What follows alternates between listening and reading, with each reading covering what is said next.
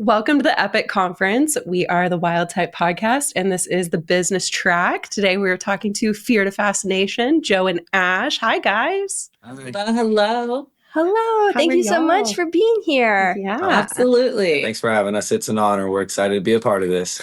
No, we are Awesome. too. We love Epic, so it's super fun. Yes, we're back again. Yeah. So, well, let's kick off some intros. We know you guys. You guys know us, but for anyone who's listening, we are the Wild Type Podcast. Everyone knows me as Neptune the Chameleon. I know that kind of sounds weird, but if you look me up, that's how you'll find me.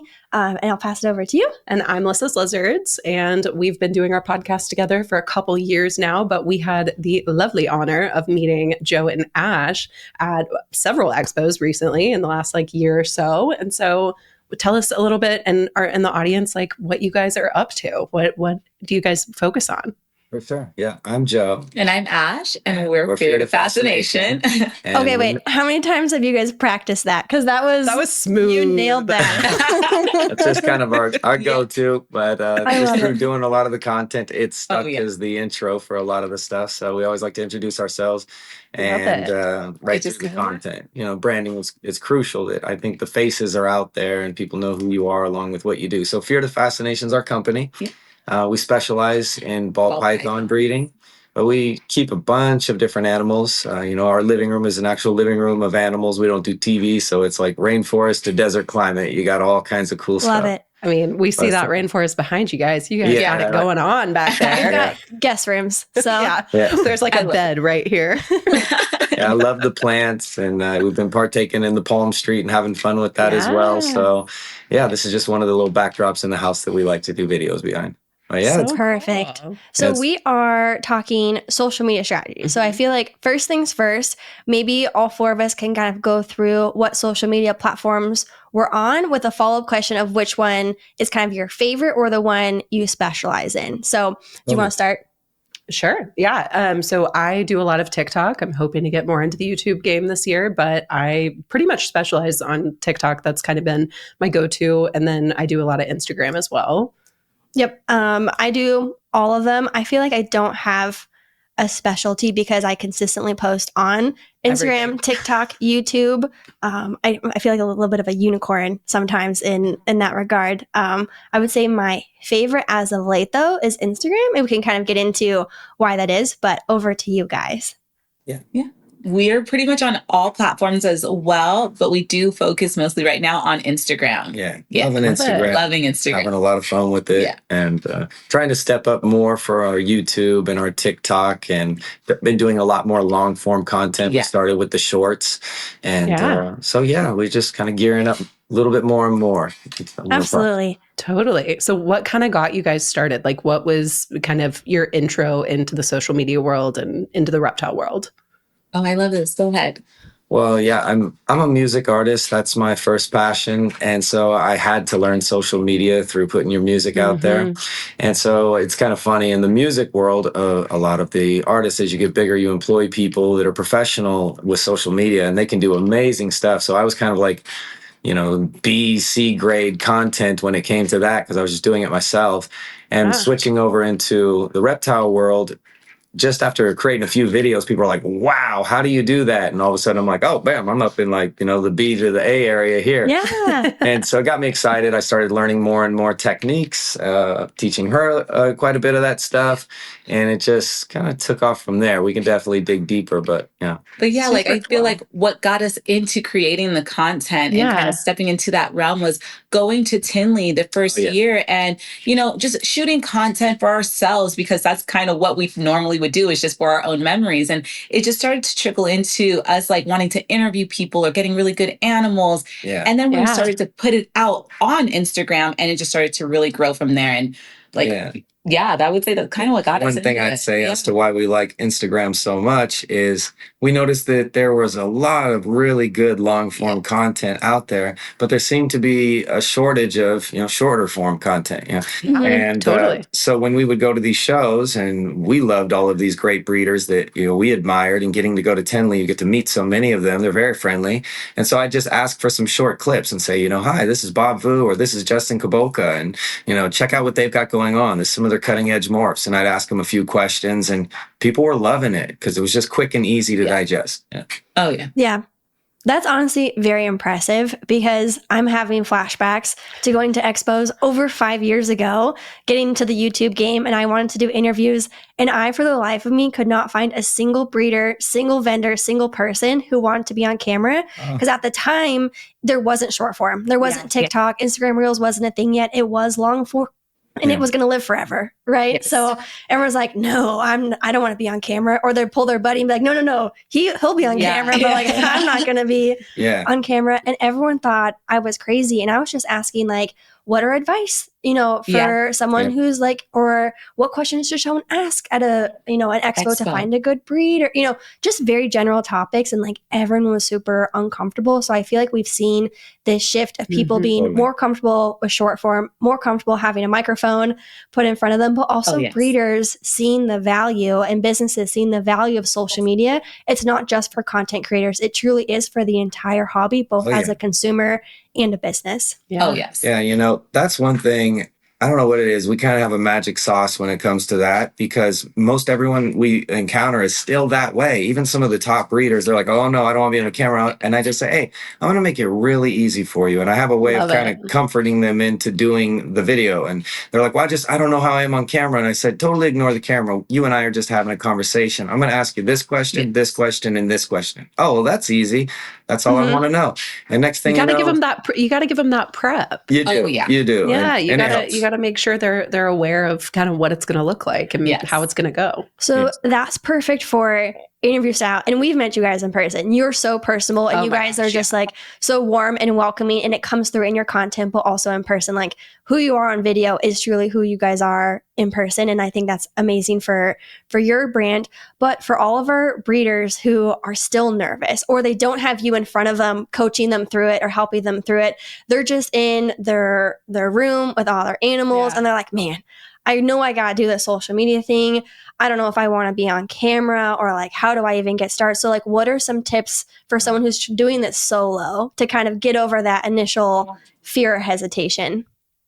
That's something that I work heavy on. So there are so many people in that department that I've really been putting together a bunch of systems that we can use to help out people like that, they just don't. I mean, okay, a couple easy things that I can touch on is batching. So, they say, I just don't have the time. I'm so busy. I'm in my room cleaning or else I'm going to work, whatever it is, And I explain, well, how many snakes are you taking out when you're cleaning, Oh, well, every one of them. Okay, well, what if you took out 20 of your favorite ones and you went outside and you shot a quick pic and then you did a quick little video? You don't even have to say anything at all if you're not comfortable with that, but just show it off for a second. Create that batch of 30, 40 different clips. And now, we'll get into it later, but you can start to schedule those things out and you're good to go. And then you find these little systems, these little pockets that you can batch in. And that's one thing that I start folks off on is what's simplest, because they're already doing these things and they're not capturing the content. And that's what the people want to see. It's even just setting up. Those, they don't even have to be on camera for then, right? Because and I would say that's probably step one. Is just get familiar with filming content or taking pictures and like different editing software. And, and you can do voiceover so easily. I look back on like when we first got into social media versus where it is now, like you had to go through a third party software app, export your content, import your content. Then, it was like a multi-step crazy process. So you're only doing like one video a week, posting on YouTube because you're like, that's all I have time for. I got. Because it was such a tedious process. So I think that's a fantastic tip. Do you have any suggestions? I know this was something like you went through your own journey of being nervous being on camera. I mean, we all have. Oh yeah. I mean, it is not easy for anybody. Like I look back at some of my first videos and I'm like, oh, she was so shy. Yes. Oh, yes. Oh, wow. She was so guarded.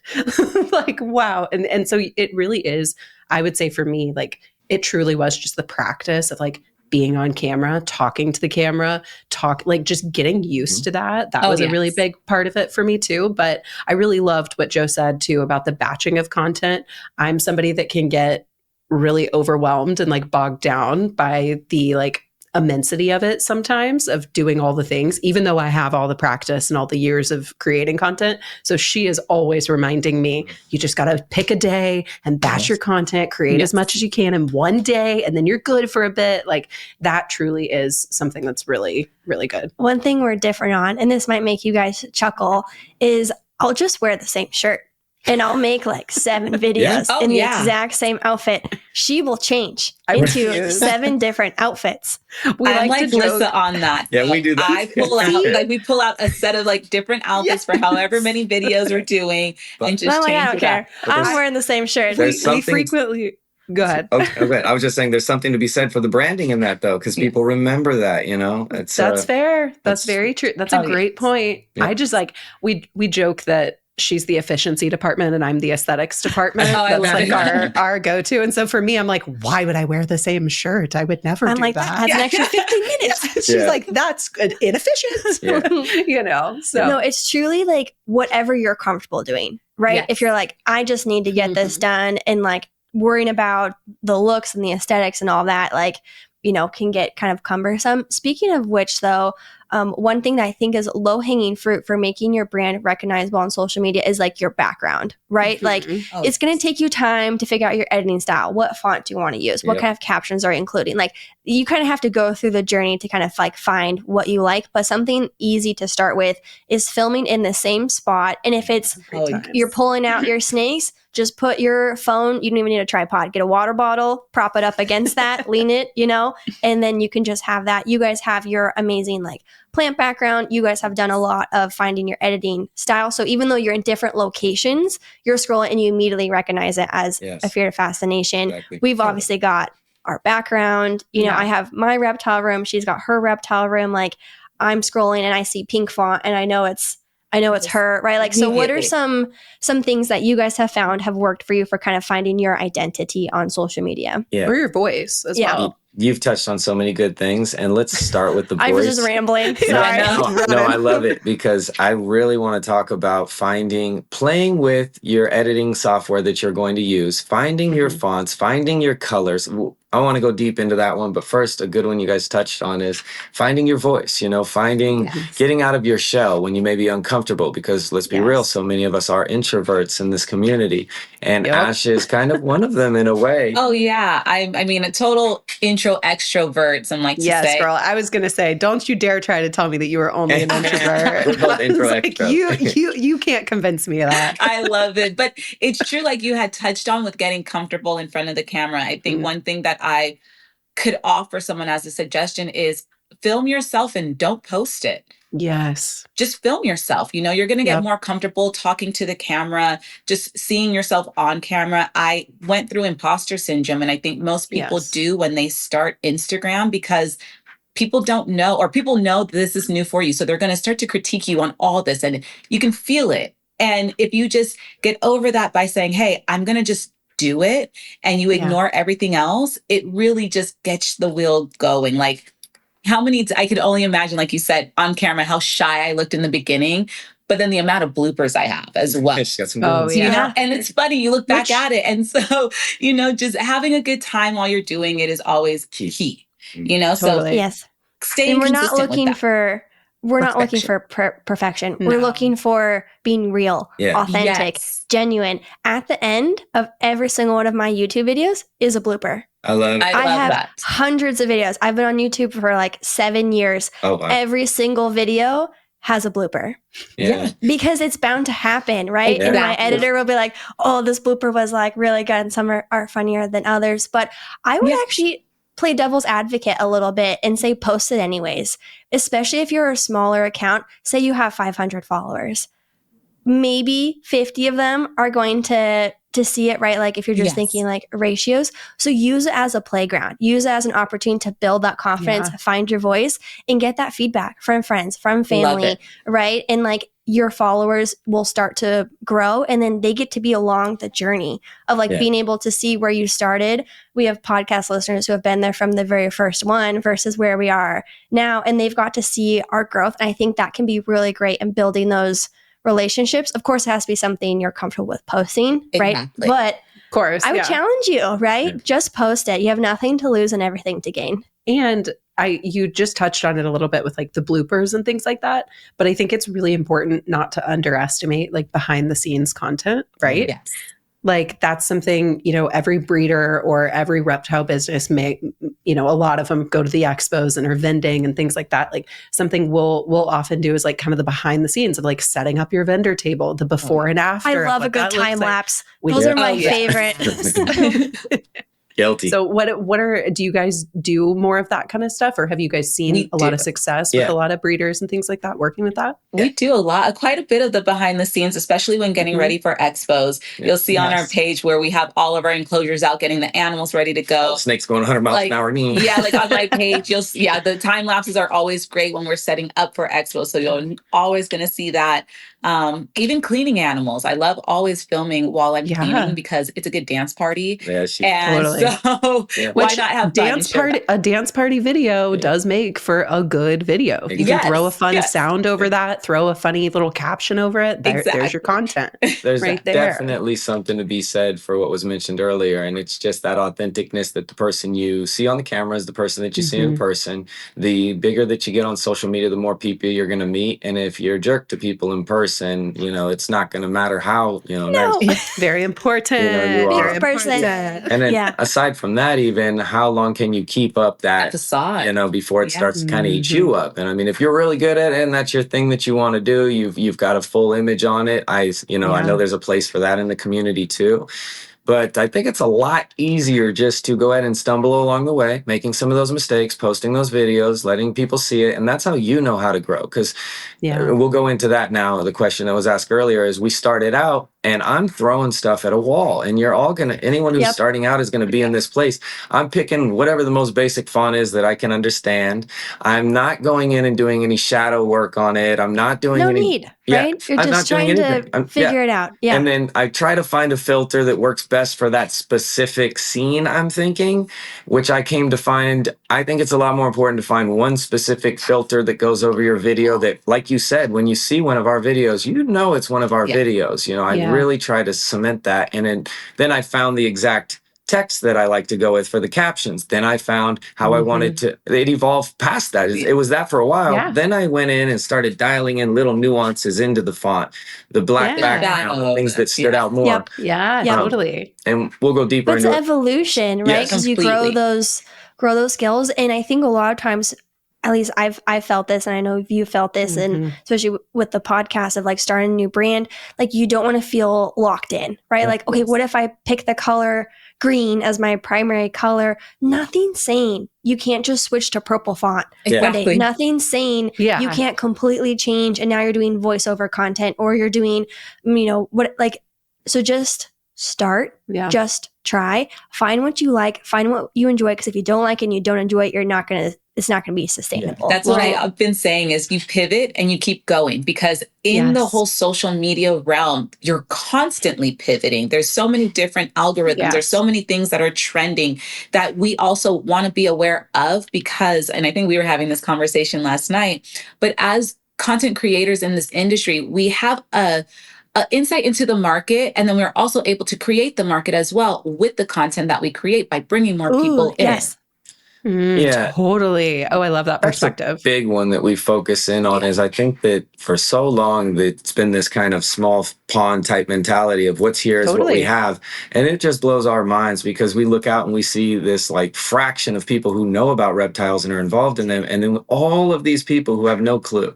And that's who I really want to focus in on, those people, bringing them into our community so they can, one, just understand us, maybe look at what we're doing in a different light. Two, maybe they become a keeper.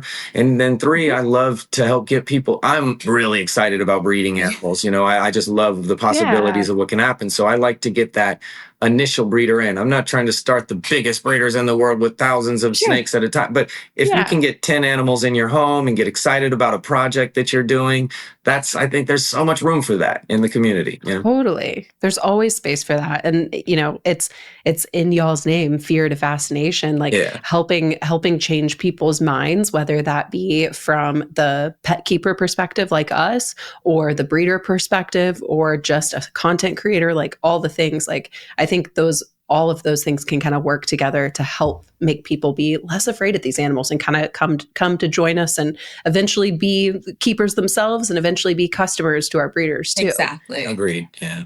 Okay, one more barrier that I know is a very common thing, and then maybe we can dive into like some do's and don'ts, right? Some actionable things people can do is technology, right? That's you're like, okay, I'm going to do it. I'm finding the time. I'm going to batch it. This is the style I'm starting with. I have these ideas. And then there's the hesitancy of like how professional it's going to look, how good it's going to look, and like the technology that goes into it. Yeah. I want to be so transparent. We film our podcast on my iPhone. I film my YouTube videos on my iPhone. She uses her phone, right? Like, so what would be your list of like absolute essentials? Like before you're investing in crazy technology, you're like top 3 things to get started. iPhone. But if you didn't hear it the first 3 times she said it. Camera, No, right? works. Like It's you probably have one already. I've spoke with so many friends that are professional videographers, professional photographers, and when I go over the different cameras and options that are out there, they're like, "Joe, your phone, put it in 4K, it films phenomenally." Yeah. And then on Truly. top of that, he says, "Well, I watch your content. I don't think people are watching it to be the most crisp HD perfect, video. They're there for the content. They're there for you This is guys." not Nat Geo. Exactly. This is And so Instagram. Don't be intimidated by the idea that you need all this fancy equipment. These 2 lights that are in front of us, I think they're like $50, $50 per light. Yeah. It's not that much. You can invest in some basic microphones. DJI makes really great microphones that are very affordable. And you go slow, maybe you get a gimbal down the road because you want to get some cleaner shots, but it doesn't cost more than, you spend less than $500 and, without your phone, obviously, and you're having everything you need. And I just want to like piggyback on, having an iPhone is one, or just a phone that could take really good video. But beyond it doesn't even have to be an that, iPhone. It doesn't. Right. Yeah, it doesn't. But just learn your product. I think something that we took in from a good friend was just learn about your iPhone, learn about all the different settings in the camera, learn about, what you have. So that way you don't feel like you need to go get a Canon, The iPhones or whatever phone can do amazing work, but we just have to do more educating in ourselves. There's a bunch of YouTube videos that will tell you how to get a good angle, how to do all of these things. So I think just don't educate underestimate the power of portrait mode. That one. Yes. Never underestimate portrait mode. Also turning on the grid on your actual camera so that you can actually see where they all are. All of those kind of things. So I was just going to say, I just want to reiterate that I'm somebody, like I said, aesthetics department over here. I'm somebody that gets very like bogged down by like, if I'm going to do something, I'm not going to half-ass it, right? I'm going to do it all the way. And so that sometimes can get me in trouble where I'll put things off or I'll wait until I have all the right things and until it's perfect. But truly like perfection can be your enemy. I really think just wanted to reiterate, use whatever phone you got. The second most important thing in my book is lighting. Get ring light. One good ring light. It's really, you can get cheaper ones. You can get the, $100 ones, $50 ones. Like you've got lots of options. You can get the one that just clips on your iPhone. And then third thing, $25. Yeah. If you have phone, ring light, tripod, you are golden. You are set. Those for at least a few hundred videos before you would need to consider, and because you don't even know, like I don't have a gimbal because I'm not doing motion content, right? So like a gimbal is not a worthwhile investment for me. It makes perfect sense for you guys because you're on the go. So you want the stable video for what you're filming. Mine's a tripod in my reptile room. I don't need a gimbal. I'm filming chameleons that are very slow. I do. Because so many people feel when they're watching, let's say your videos or our videos, they think they have to keep up with the Joneses. So I think it's important to, one, understand what type of content creator you are. What do I want to provide? Point. Who is my audience? Who am I speaking to? And then once you tone that, tune that in. Yeah, tune that in. Then you're going to understand, like you said, I don't need a gimbal because I'm not on the go. I just need a tripod. So to add one more thing that I think people should need is mics. Because maybe you do want to film outside because that's your aesthetic. Well, planes, cars, everything is going to be going by. So just to also invest in that as well. Yeah, I would say audio is important, but there are different tiers of mics. Like I started with a cheaper mic and then invested in higher quality. Even when you're in a room, it does get a little echoey, as since like we're both, we film primarily in rooms. You still would benefit from a mic, but those are usually, but like you said, they're pricier. But they're like the tiers. Mm-hmm. You can get the super cheap mic to start out with. I use a $20 pink mic that I found on TikTok Shop because it's cute. Okay, Mine is a little more than $20. She's got the fancy Rode mics. Like it's just so it kind of depends on like what you want. Exactly. Like for her. And I didn't start there, right? I started on the cheaper one. Yeah. Oh, yeah. And then like that actually futzed out and I was like, well, I got my money's worth. Yeah. I was like, okay, it's worth it to invest in the audio after having already made the investments in the lighting, in the tripod, finding my voice, finding my brand, proving to myself this is something I'm sticking with because I'm not going to invest in this until I know I'm in it, right? To make that worthwhile. So I think all that advice is fabulous. What about consistency? How do you guys maintain like a sustainable, consistent posting schedule? Like what kind of are the most important factors of that for you guys? Your calendar's your best friend. Yeah. There's quite a few different systems that can be put together, that you can document exactly when you want to post what, So first off is coming up with the content. I think one place that we stumbled in the beginning was every time and I know most people out there, if you're getting started, you're going to spend all this time. You're going to film this video. You're going to edit the video. You're like, wow, that was quite a bit more than I thought. Not to intimidate people. You can just kind of get it out there. But when you just start and you're on your first editing platform, you're learning. Yeah. It's a little intimidating. You go through it all, you get it done, and you are pumped. You're running through the house telling everybody about this video you did that's around that'll listen to it, and you want to post it as quick as you possibly can. And that's the worst thing that you can do, in my opinion. Because it's 11 p.m. on a Tuesday. Yeah, there you go. You finally got it done. So on top of not posting it right away is creating enough content that you can start to schedule it out, especially if you're that busy person that has to find that one day a week to be able to get it in. I would edit a good 7 pieces plus of content that you're planning to put out one a day or one every other day. You find what works for you. We spoke about this with the equipment. What works for me may not work for you. Find out exactly what you do need for your system. Find out exactly who it is that you're talking to. Who do you really want to reach out to? Because we're all speaking to somebody a little different usually, right? Someone that relates to us a little bit more than someone else. You and I may speak, we may all both speak on some of the same topics, but have a little bit different fan bases too, Absolutely. So as far as the scheduling goes, first having enough content that you can schedule it out. And then consistency is absolutely everything. If it's even the most basic content, you want to keep going because the algorithm has no clue what you're doing until you put enough stuff out to actually register it, right? Yep. And so it doesn't matter if you're getting 100 views or 2 likes or something on a post, you need to stay consistent. And so I would recommend someone starting out to post once a day on Instagram and to always have at least 2 to 5 stories up. Right now, Instagram's rewarding less stories usually, so 2 to 3 is even, better. But got to keep something up there because there's 2 locations for you to be seen now. You're in the feed, you're up top. I always also in the messages, just another little gem is I'm always putting something in there that disappears every 24 hours. Do you have a podcast coming up? Do you have a new animal you posted? Traveling somewhere? Or you want to send a good message out to your people, listening to this song this day,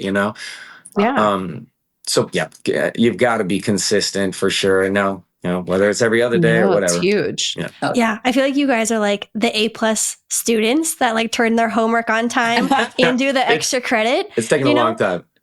So I love working out and I get a lot of friends who are like, how do I get started? And what they end up doing is like, they try and like, okay, I'm going to work out 5 days a week. And they do that for like 2 weeks and then they hit a wall because life happens and then they don't go to the gym at all. And then they go maybe once here and once there. So like what you guys are describing is A+, like what everyone should aspire to. But if you're brand new to like content creation, that's likely unrealistic as you're trying to figure out editing because it's going to take you a long time. You're like trying to figure out what to even post on your story. So if we take it a step back with what you guys described as like end goal, right? Yeah. What would be some things that would be lower hanging fruit just to build the confidence, just to build the muscle to work up to something like, 2 or 3 stories a day and like posting, every other day.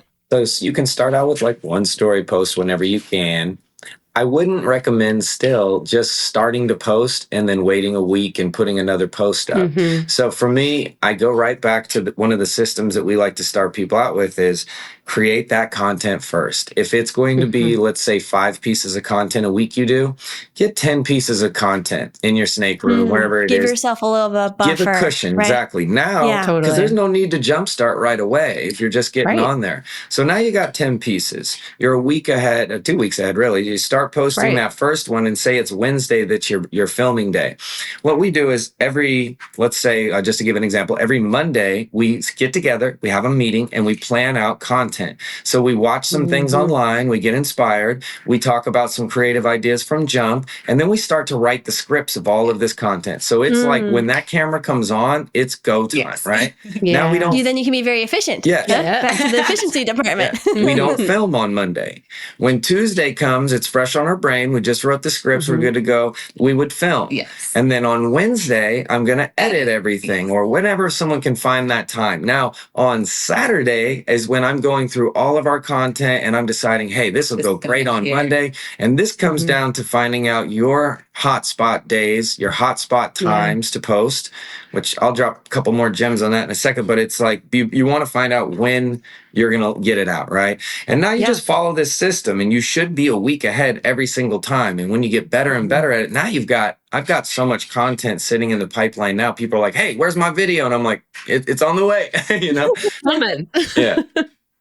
So no, I think that's great. And I think it's super important, just speaking as a content creator who's been doing it since 2018, and I have had my burnout phase, right? Like I think doing those batches and making sure that, like you said, you're getting at least like a week in advance, even 2 weeks in advance, can be so helpful. Yeah, absolutely. Also, what's going to separate you if we're talking to breeder, you're trying to get people to buy your animals. You're building relationships. You're trying to make the sale, knowing that sale's not going to happen today, but maybe in a couple months when that person's ready to buy, they're doing their homework. And we're seeing more and more educated keepers, right? Who know what to look for. They know the right questions to ask. And that's been so fantastic for the hobby. But I also think it makes it hard for breeders to differentiate themselves from each other, right? Because if everyone's top tier, then how do you, as the person who's interested in purchasing an animal, decide who to go with? And I think it really does come down to those relationships and allowing your personality to come through.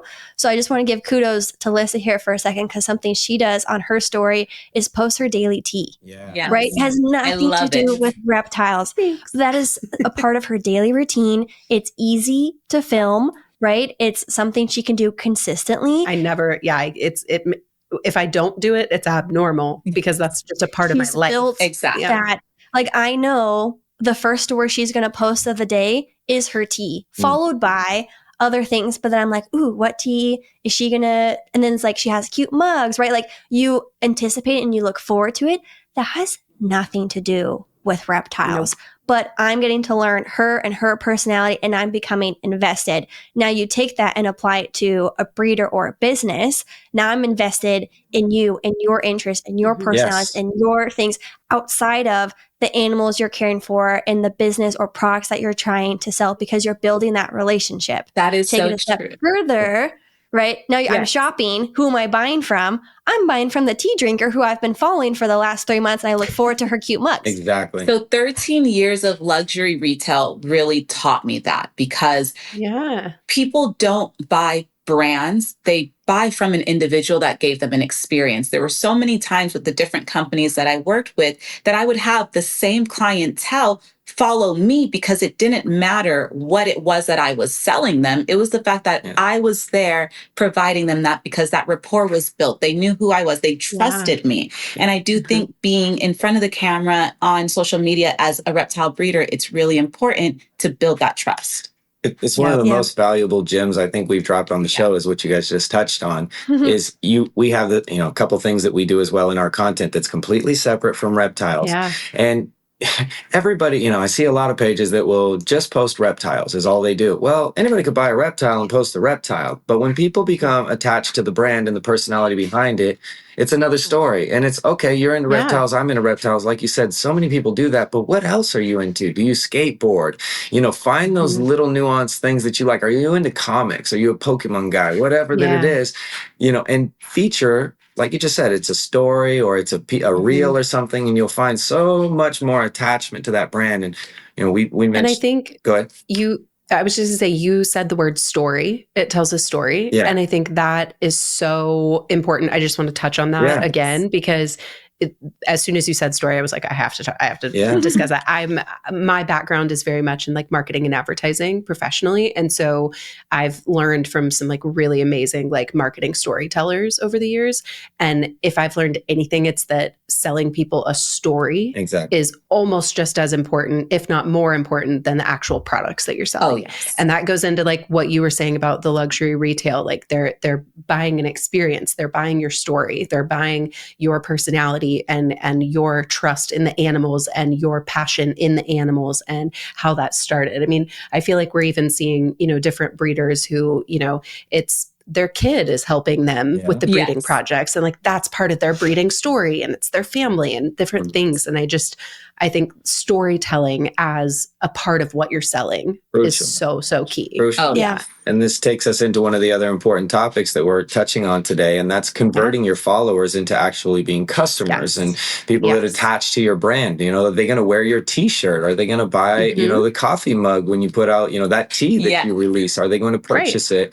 And, that has to be a very authentic, smooth, and like easy transition. Some people, it's very gross and obvious when you're trying to sell to people. And, that's not the intention when you're creating content, trying to bring people in. However, this is a business. We all have businesses. The more money that you guys make for your podcast, the more places that we can travel, the more people we can enlighten and bring in the community, the better people you can interview. So I think, that's crucial in finding your way of doing that with your personality, dialing that into your brand. And I feel like that circles back to branding that we were talking about. Like it's a big full circle. Like I watch you with your teas every morning. Thanks. Yes. Oh, you're so sweet. And I love that so much. Part of your brand, And so it's something that like consistently when we're at expos, I wear the exact same outfit to every expo. I didn't even realize that. I love that. Oh, yeah. And that's it's so cool. No, it's just, outfit for Saturday, outfit for Sunday. And so if I'm not wearing my lime green pants, people are like, what's wrong with you? Who are you? Are you sick today? Or if I don't have my hat on. So it's things that they don't even recognize you. Yeah. They're like, who is this person? And, but it goes back to whether we're branding on social media, whether we're branding in person, that builds, like you said, people understanding who our audience is, making it more easy to bond with us, buy from us, trust what we're saying on our podcast. When we have chameleons that have an issue, we're going to go to your page and say, hey, I trust what she's saying because it's been consistent. So it's all tying in such a beautiful way. Yeah. I was going to say the consistency of it all even goes into, like you said, like, what to expect from me every morning on my story. It's a cute mug and my brew of the day, right? Like you know that. And I hope that my audience knows that.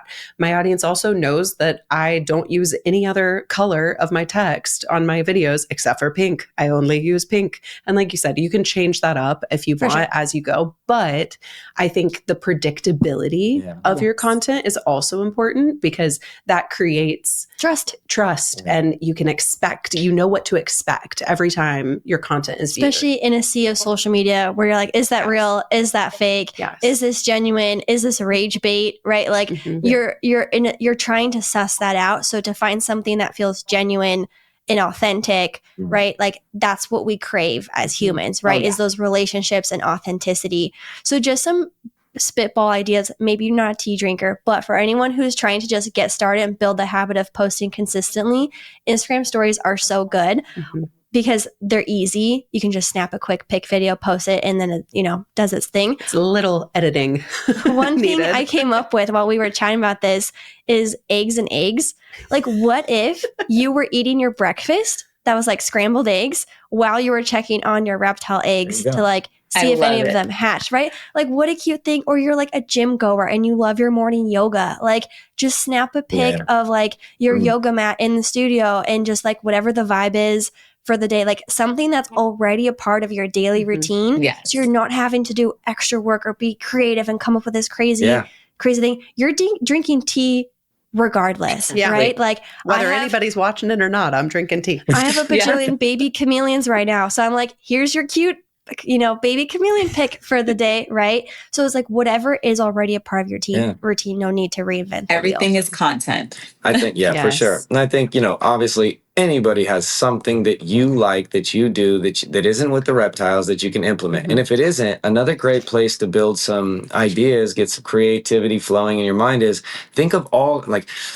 I love if people bring new ideas in. So don't look at what everyone else is doing in the reptile community. Do you watch movies? What kind of movies are you really into? Watch some of those. Get some ideas, some things that you can implement in some of either your content, your branding, what you do when you come to shows. Look at different communities completely and how they're doing stuff. We catch a lot of inspiration outside of the reptile world. I was going to say, like look at motocross, look at car stuff, look at dog content, how do they edit all that regular influencer content, like just health and beauty, fitness. Truly, you can take little nuggets of inspo from whoever. Like, let's be honest, we all listen to content creators outside of the reptile world, right? Like we listen to podcasts that we took inspo for our podcast, that have nothing to do with reptiles. Exactly. So like, what are your interests outside of reptiles that you can bring in either to your content or be inspired by to add to your content? Yes. Yep. Okay, so we only have a few minutes. I figured we could wrap up with just some like heavy hitters. Yes. Here are just some like quick content ideas, and anyone who resonates with them can like take and run with it. And only because we kind of came up with a list beforehand. So we can like rattle these off pretty quickly. FAQ care sheets. If you're a breeder, that's going to establish credibility and make it so people who are seeking you out can align with like, yep, that care aligns with the research I've done. You're building trust and credibility. Another one is meet the breeders, right? And I'm talking the animals, right? Who are your adults? Because people are purchasing babies, most likely, but what do they look like as adults? Get people invested. They're like, oh, I really like my guy's Neptune, right? So I'm like, this is a Neptune baby. You're like, oh, I want this one because I'm invested in this adult and I've kind of seen the journey, their personality, you've shown them off, and then they fall in love with the species, but also that particular animal. It goes back to the storytelling we were talking about. They're invested in your story. Well, and like, imagine if a breeder were to like, and I mean, I've seen breeders that, they show at the expo, they'll have, pictures out of the breeders. And I think that's amazing. But like, how cute would it be if somebody were to take it another level and create like an entire lineage family tree and create a story behind that of like, oh, we got this snake from this person and this person. And then we created this beautiful family. Like, those kind of things, I think a perfect example with that is this weekend we were just in San Diego doing a show. We have a snake that has a perfect puppy face on his side, one of the patterns. It's mind blowing. It's like a one of a kind. He has a clown face on the other side. Well, he has this wild pattern, and we had one of his babies there with a really funky pattern. Didn't have a clown face or a puppy face on it, but a couple loved it so much. I was like, "That's one of his babies. We gotta have that." See? And so there you go. Exactly. Absolutely. And then meet the breeder person, right? Like give a quick intro. What's your history? How'd you get into reptiles? What projects are you focusing on? So people can get to know you. Then Instagram has the feature to pin a post. 1, 2, 3. You've got meet the breeder, you, an FAQ care sheet, establish credibility as people can learn about your species, and then meet your animals, right? So then you can kind of have those evergreen at the top of your page so people can kind of get to know what you stand for. Absolutely. Totally. Great ideas. Yeah. Yeah, a pinned post up at the top, especially if you're somebody who's only posting your animals and you're not posting yourself. Oh, man, it is so crucial to put that first post is your face, you're talking, you're building credibility with the customer. I'm not spending $500, $1,000, or $10,000 with you if I don't know what you look like. No, such a good point. Yeah, definitely. What can I say? I would say something that's important is when you're posting your content to make sure that the image that your audience is going to see is exciting and fun. That is so important. That's what it's called, the thumbnails. Make sure your thumbnail is exciting and fun. And so that way you can even add a good caption on that as well. That's going to entice people to want to click on it. So that's something I think is really important. Well, and think about it this way for anybody listening. Like if you land on a new breeder's profile page and you're just scrolling and all it is pictures of snakes with no context, no title page, no nothing. It's like, okay, these are pretty. Exactly. Next, so it's like, how can you, just look into like thumbnail strategies. Yes. Truly, like she's a whiz with our YouTube, with our thumbnail. She comes up with all the catchy little like captions and stuff, and it's fantastic. So like thumbnail strategies, like you said, like making sure that it's something that will grab their attention and be engaging is so critical. And then it goes beyond. Oh, go ahead. Oh, I was just saying, one last thing we haven't touched on is like community engagement, like actually interacting with folks. So do you guys use saved replies in like Instagram DMs? Saved replies in the DMs? Mm-hmm. No, we haven't. This is a good one. Okay. So I don't use them either, but I should. So I get tons of DMs, as lots of people do. And if you're a breeder, hopefully people are DMing you interested in animals. Instagram has the feature where you can have saved replies, where you can put a question and a response. And if someone messages you, they default see these questions and these answers. Yes. So this can be really great tool for breeders or content creators in general of like, when is your next available clutch? We're expecting them to hatch in spring of 2026. If you're interested in joining the waitlist, go here. Or like, how do I care for a carpet python? Here's a great resource, right? Like you can kind of field those things. So then that's going to save you some time. And then again, establish credibility, open up that conversation, and then, that grows from there. I want to get you a sash that says Queen of Efficiency, because legitimately, like here's your crown. you guys literally, y'all just witnessed it live. I love it. One thing I do want to, she's all over it. I do want to touch on one thing. Yeah. Oh yes, thank you. So just as important as having those thumbnails looking good, you want to make your page sticky. You need to make that page that you have, the party is a great way I like to look at it, is like make the party. Yeah. And this is why you need to have those posts already ready to go. If I look at the first 10 pieces and it's the same thing over and over again, and it's not engaging and it's not fun, and that goes deeper into the actual post itself in those first 3 seconds. And one great gem I can give you is don't film a really good video where you're interviewing someone. The best clip is 30 seconds or 15 seconds into it, and have it start. Yeah. Exactly. You need to, it's really simple. You'll edit your video down. You're going to go to that really hot clip that's your first 3 seconds, slice that thing up, double it, and put it at the front. It's that easy. You can go ahead and put a caption or anything, but that hook right there is going to make a huge difference on how far that post grows. So absolutely. Create the party, make it look good, make it look cohesive, colorful is right. You got the pink text, then it's pink text. Don't have it be 5 different texts all over the place. Right. Yeah, that's important. Truly, consistency is so important, not just when it comes to like the posting schedule, right? Like you want your content to be consistent. You want your brand to be consistent. You want your voice to be consistent. Like all of those things are critical. 100%. And I know all this can sound overwhelming to somebody that's getting started. And so the place to start is you take the notes and you start where you can. Yeah. So if it's stories that you post one story every day and you start to learn how to put the text on it and you're like, that's kind of fun. I like that. Hey, here's a link in here, whatever. Now you get into an editing app, whether it's, InShot or using Photoshop, you're using CapCut, whatever it is. Or Instagram's editing. There you go. Right? That's a great one too. If you're scared to go to a third-party app, just keep it real simple. Yeah. Instagram and TikTok will do the job. And the biggest thing I can say is it's just like the shows that we've ended. You didn't see us where we're at right now when we started. It's a step and a step at a time. So just taking those steps, staying consistent, that's the best advice I can really give someone new getting into it, Totally agree. Absolutely. Well, thank you guys so much for hanging with us. We look forward to seeing you. I know. Not only online, but in another show. Yeah. Hopefully soon. And thank you to everyone who's tuning in for the business track. Hopefully this was helpful. You just got to start somewhere. Have fun with it. Do something you enjoy so you can stay consistent with it. Yeah. So. Keep it sustainable. Yeah. Just commit to what you can commit to. We appreciate you guys and thank you to everyone out there. We're honored to be a part of this amazing event. So I really do hope this helps somebody. Yeah. And before we run out really quick, tell everybody where they can find you guys on all the platforms. Like all of that. Yep. Where I'm fear to fascination. It's fear and then the number two, fascination.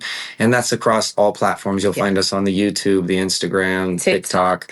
And we do a Sunday video that's different. It doesn't have any reptile related stuff really in it. It's just a little charge up we do on YouTube. Positive vibes. Give us a positive vibe. So perfect. Love it. Perfect. And you can follow our podcast on all things social and wherever you can listen to a podcast at the Wild Type Podcast. You can check me out everywhere, Neptune the Chameleon. And me, Lissa's Lizards. But thank you guys so much for listening. And thank you to Joe and Ash for the great combo. Yeah, we appreciate the rest of the epic conference, guys. Epic. Appreciate it. Thank you guys.